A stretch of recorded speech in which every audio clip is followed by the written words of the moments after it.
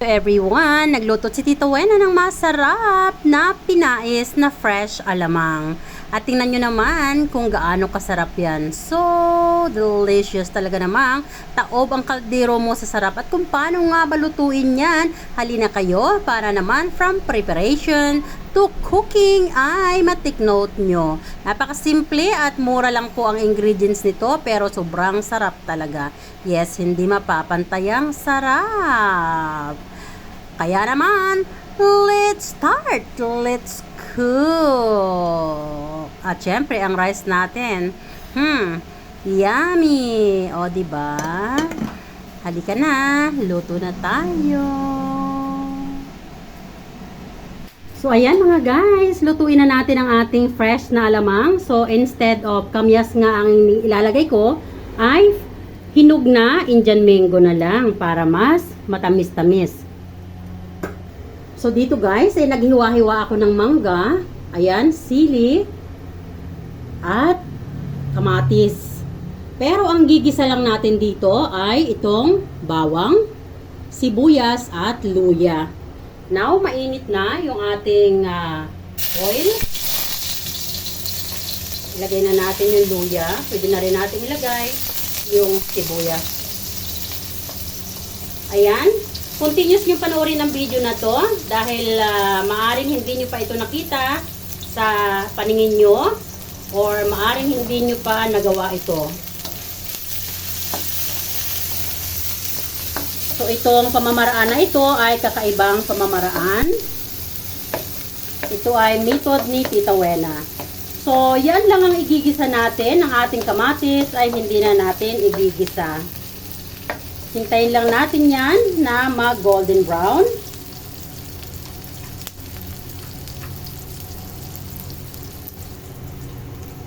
So, ayan guys, itong pagkakagisa natin na ito ay pwede na ito.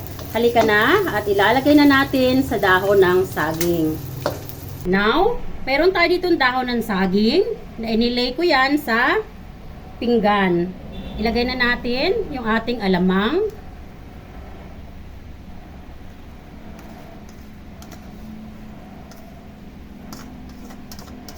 Yung ating dahon ng saging, para hindi masyadong crackling, nilaib ko yan sa apoy para mas maging firm siya at hindi siya madaling mapunit.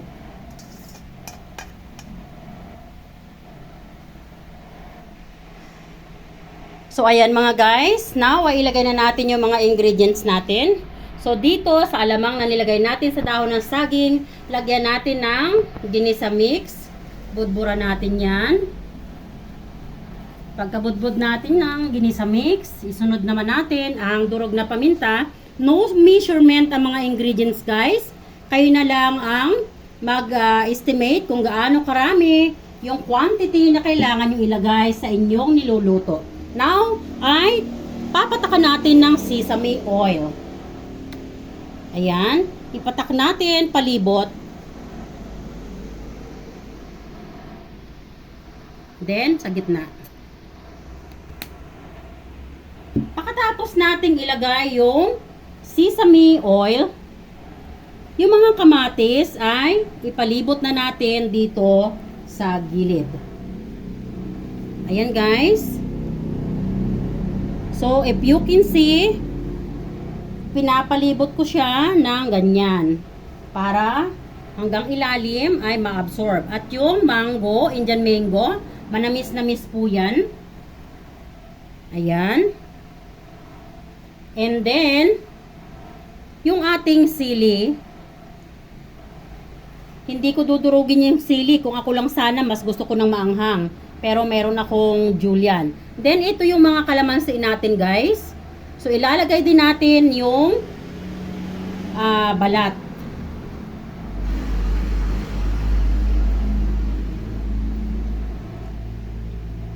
Ito po ay pinais, pero kakaibang method.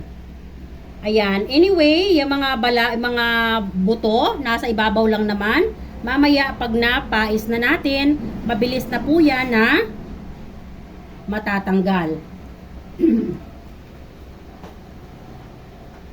Yung mga ingredients na ating ginisa kanina. Ayan. Ilagay natin dyan.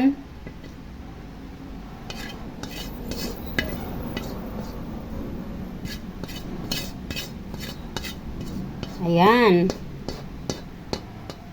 Teko ba?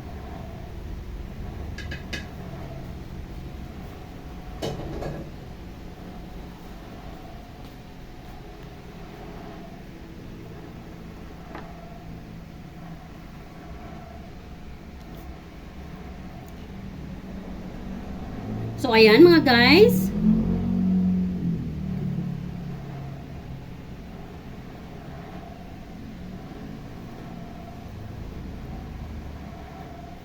So, matapos nating ilagay lahat ng mga ingredients, once again, kunti na lang na ginisa-mix sa ibabaw para mayroon ding lasa yung ating mga ingredients, especially yung tomato natin. Ayan. Close na natin.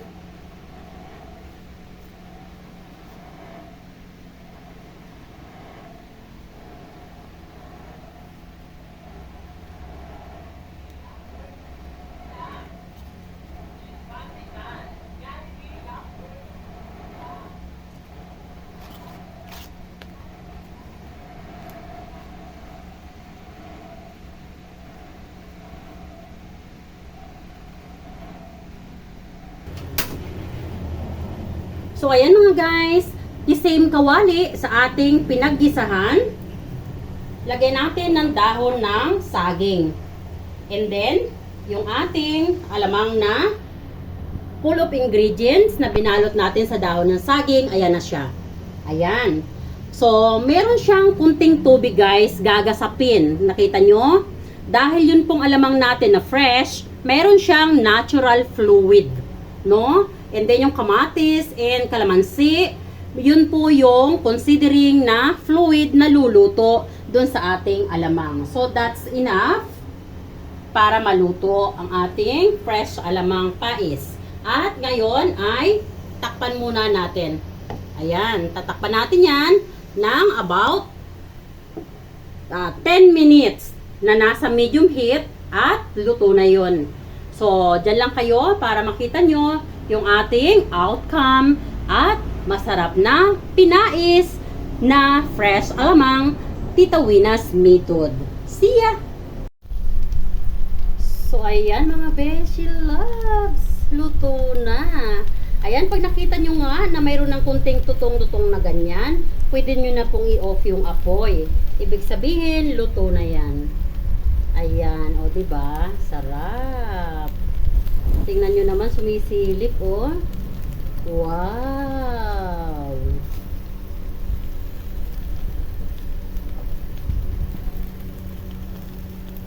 Delicious!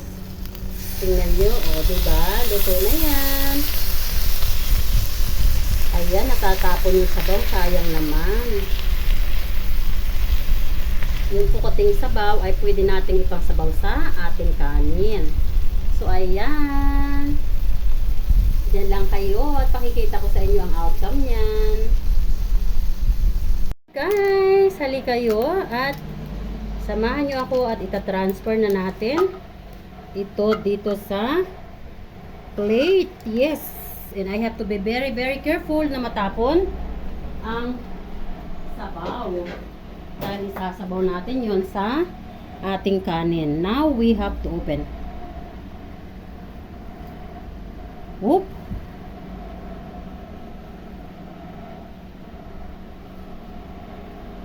Ooh.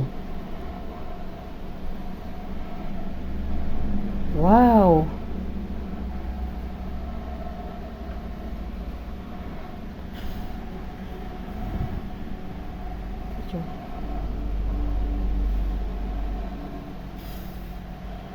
Bango. Look at this. Bango naman ang ating ulam. Wow. Sarap guys. I'm excited. Ayan, so nakita nyo.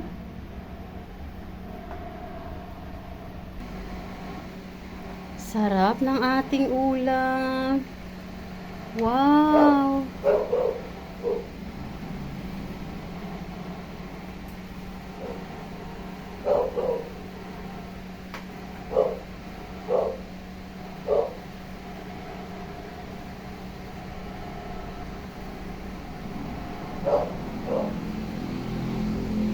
Bango guys. Super bango. At meron ngang, tingnan nyo may sabaw oh. May fluid. Yung natural fluid ng alamang at yung kalamansi, kamatis at yung fluid din ng mango. Ayan. So, ayan siya oh. Sarap niyan lalagay sa kanin natin. O, di ba? Ooh, delicious. Wow. Tapos partner ng sili. Ang sarap. Oh. Ayan guys. Salamat na muli sa inyong panonood. Tita Wena always saying, don't forget to keep loving one another.